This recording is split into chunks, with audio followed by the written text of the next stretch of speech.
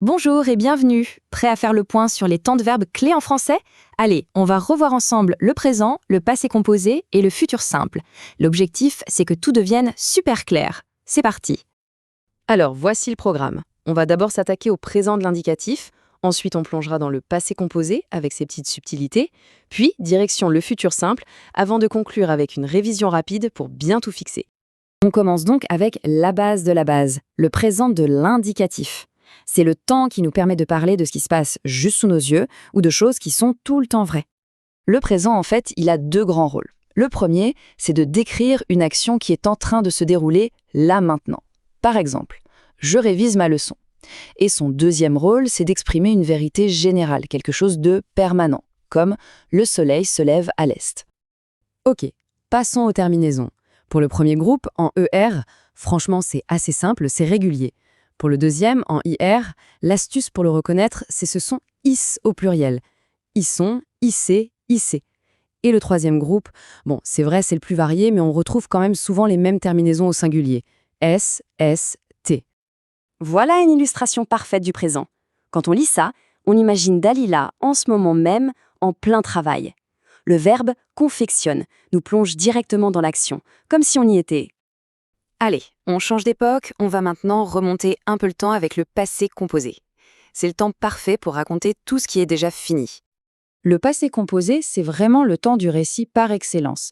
Dès qu'on veut parler de quelque chose qui est terminé, que ce soit hier ou l'année dernière, c'est lui qu'on utilise. Et comme son nom l'indique, il est composé de deux éléments, un auxiliaire et un participe passé. La grande question, c'est quand utiliser avoir et quand utiliser être. En fait, la règle est assez simple. Avoir s'occupe de la grande majorité des verbes. Être, lui, est un peu plus sélectif. Il est réservé aux verbes qui indiquent un mouvement, comme aller, venir, arriver, et à tous les verbes pronominaux, ceux avec ceux devant. On retrouve notre amie Dalila, mais cette fois-ci, l'action est terminée. Le mot hier nous met sur la piste et le verbe confirme. À confectionner. On utilise l'auxiliaire avoir tout simplement parce que confectionner, ce n'est pas un verbe de mouvement, c'est une action classique. Parlons maintenant des cas un peu plus particuliers, ceux qui exigent l'auxiliaire être. Et c'est là qu'une petite règle magique entre en jeu, celle de l'accord. Il faut bien avoir cette liste en tête. Si le verbe décrit un déplacement d'un point A à un point B, comme partir ou sortir, ou s'il est réfléchi, comme se lever, alors c'est l'équipe être qui prend le relais. Attention, point crucial avec être. Il y a une troisième étape qui est absolument fondamentale. C'est la règle d'or. Le participe passé doit s'accorder. Il doit s'accorder en genre, masculin ou féminin, et en nombre, singulier ou pluriel, avec le sujet. C'est un peu comme un caméléon. Regardez, c'est très clair ici. Elle est sortie, on ajoute un « e » à la fin de sortie parce que le sujet, elle, est féminin singulier.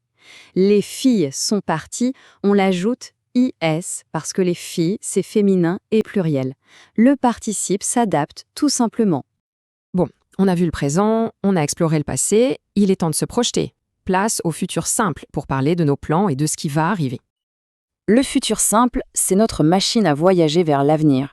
On l'utilise pour faire des promesses, du style « je le ferai » ou pour faire des suppositions, comme « il y aura du monde ».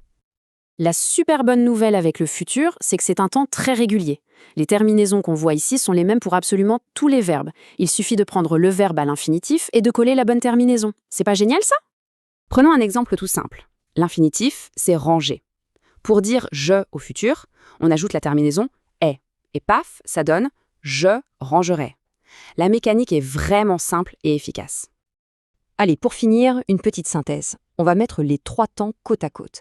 C'est le meilleur moyen de voir les différences et de s'assurer que tout est bien en place. Voilà, observons le verbe parler à travers le temps.